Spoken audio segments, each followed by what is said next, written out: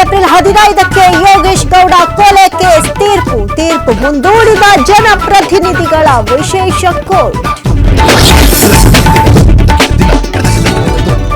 ಆಟವಾಡುತ್ತಾ ಮೊದಲ ಮಹಡಿಯಿಂದ ಬಿದ್ದ ಮಗು, ಅದೃಷ್ಟವಶಾತ್ ಪ್ರಾಣಾಪಾಯದಿಂದ ಮಗು ಪಾರು. ಬೆಂಗಳೂರಿನ ನಾಯಂಡಹಳ್ಳಿಯಲ್ಲಿ ಘೋರ ಘಟನೆ.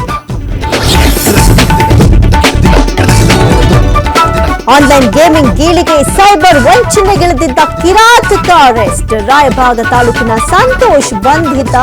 ಆರೋಪಿಯಿಂದ 1 ಲಕ್ಷ ನಗದು, ಲ್ಯಾಪ್ಟಾಪ್, ಮೊಬೈಲ್ ಫೋನ್ ವಶ.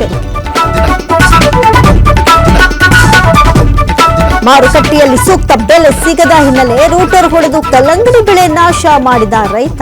ಕೊಪ್ಪಳ ಜಿಲ್ಲೆ ಕನಕಗಿರಿಯಲ್ಲಿ ಘಟನೆ.